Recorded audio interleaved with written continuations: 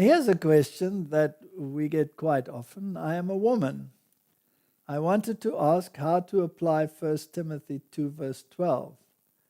Do you see Sister White as having authority over men, or is she simply seen as a messenger? How do we understand Deborah, the judge, in the light of these words that the apostle wrote to Timothy? I'm reading the Bible live on Facebook video and occasionally making comments and teaching under those circumstances.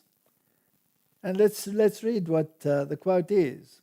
But which becometh woman professing godliness with good works, let the woman learn in silence with all subjection. But I suffer not a woman to teach, nor to usurp authority over the man, but to be in silence.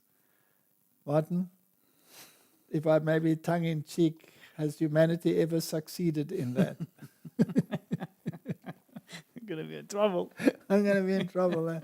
I don't think anybody has ever succeeded in that one. Let's try and unpack this one. There are many statements that seem on the face of it to be confusing. If your faith is weak, you will eat only vegetables. Got a very weak faith here. Very weak. You'll be totally plant-based. Martin, so that means that you and I are in big trouble. Yeah. We have a very weak faith. How do you look at all of this? You put it in context. Yeah, an idol is nothing, because an idol doesn't really exist, right? So if an idol doesn't exist in your perspective, then idolatry is not a problem, right? No. So food sacrificed to idols. If your faith is weak, then you will not eat anything that has been contaminated in this way or dedicated to another deity. Well, that excludes today most of what's in the supermarket, because it has certain little stamps on it. Yeah. So you'll have to become like Nebuchadnezzar and eat grass or something like that. So we have all of these strange statements in the Bible. All right, let's ask the question, did Deborah have authority? Yes. Yes, she was a prophetess. So she had unquestionable authority.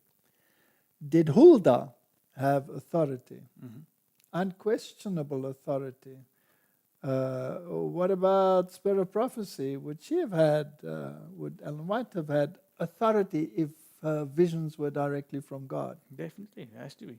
Has to be authoritative, right? Although some claim she didn't have the same authority, but they had the same inspiration, which is circular reasoning of the highest order.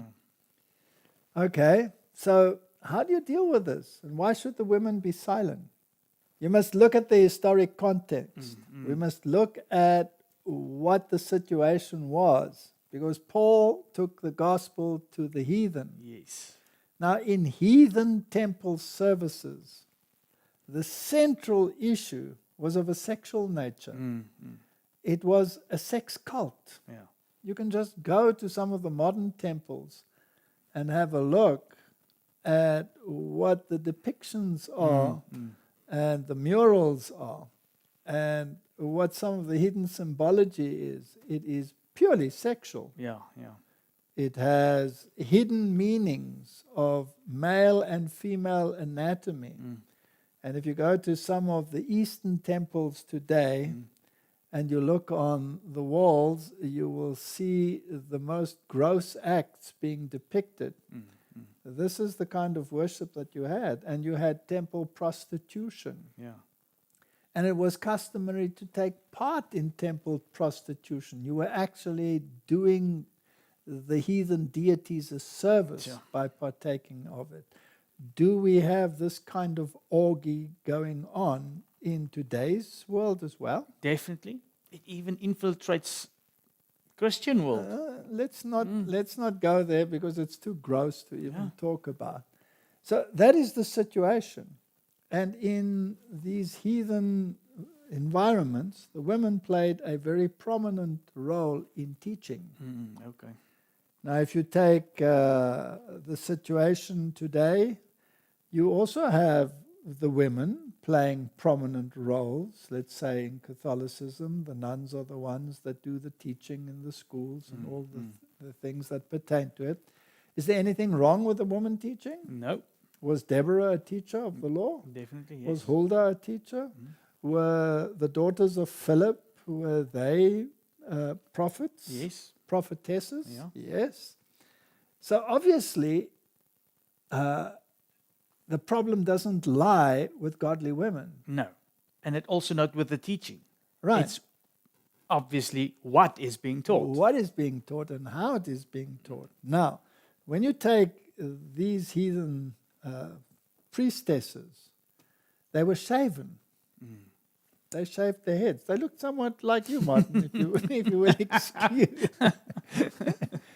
And they so often wore a tabard Yeah, to close yeah, it, yeah. then off, or a veil or something like that. But they were shaven. Do we have religious systems in the world where they are shaven, Yes. tonsured? Yes, even in so-called Christian denominations. Correct, right? And in other religious systems, it is customary to this day. That's it. So I do not allow a woman to shave her head because her hair is a glory. So he's talking about all of these heathen practices that now had to be excluded from the church. Exactly. Otherwise you would have had chaos. Yeah. So if a whole heathen environment comes into the church and they bring that whole ritual with them, Paul says, whoa, no, it's not going to happen here. It's not going to be like this. Grow your hair, number one. Yeah. This is not our practice in the church. And please keep quiet until you know exactly what is going on. And don't come and bring the heathen practices into the church. The same with eating and food and diet. If your faith is weak, you will eat only vegetables because you will be afraid that the animals will have been sacrificed to idols. If you go to a marketplace, they were all sacrificed to idols. Today we have very similar situations. So if your faith is weak, you won't touch it. But if you know an idol is nothing, and your faith is strong, then you can partake of everything. Today we know, of course, that a healthful diet is a plant-based diet, so it has nothing to do with health issues. It had to do with religious rituals. That's it. Now, if my faith is strong, Martin, and there's a sign on, let's say, the condiment, that it has been dedicated to another deity, if my faith is weak, I'll throw it away. If my faith is strong, I will say, you know what, I don't care because that one doesn't even exist. So this is, as far as I'm concerned, a condiment. And I'm going to put it on my food, and then I'm going to ask God to bless my food, and I will consume it because my faith is strong. So all of those statements in the writings of Paul can be very confusing if you take them out of the historic context. And the other problem is you can sometimes, exactly what you've just explained about the condiment, take it to the far extreme again. And forbid everyone else. Or say that everything is clean and I can eat as much as I want and do what I want with it. That's the other So extreme. you have to keep the balance and go to the whole biblical picture. Correct. So I hope this lady will continue teaching. If she is teaching the law and the testimony, then she's doing a great job. But then, isn't there also some restrictions or limitations on this All right. portion of women? Okay, now that is a bone of contention. Are you talking about ordination and things like that, Martin? Yes. Okay. Let's put it this way. Does the Bible have a hierarchy? Yes, It does. definitely. All right, it has a hierarchy. And the hierarchy is the hierarchy put in place in order to dominate and be coercive. No, No, right? not at all, no. Husband, love your wives. Love is not self-seeking. Love is all of these wonderful things, right? But there's a hierarchy. Now, God put a hierarchy in place because he wants to be vindictive, right? No. No, because That's the hierarchy that he put in place, and it is, if anything, protective. He will always do something to protect you and everybody around you. All right? And there are certain things which a woman can do, which a man cannot do. Let's put it this way. He probably can do it, but not to the same extent that a woman would be able to do it, and vice versa. So in other words, you have certain responsibilities in the creation, and if you embrace that responsibility, you will be very happy. If you go beyond that responsibility or seek another one, then you could be very unhappy. That's it. And you could have situations that God foresaw would not be conducive to your state of mind or your health. So we are supposed to be a team, the man and the woman. And the man has certain roles and the woman has certain roles. And the two are supposed to augment each other and become one. And respect each other in those respective roles. Like, for example, the woman is the queen of the house.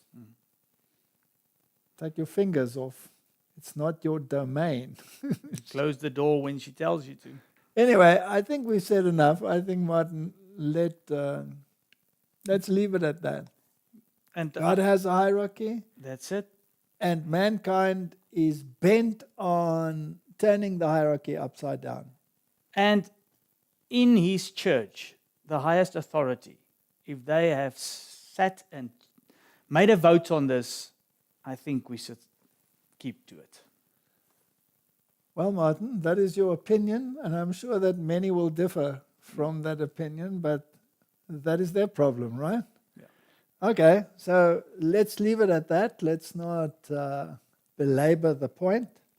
Fact is, God has put a certain structure in place, and as long as time will last, there will be those that will want to turn it upside down, whether it is on the level of human positions or whether it is on the level of the environment, is going to turn it upside down. Definitely.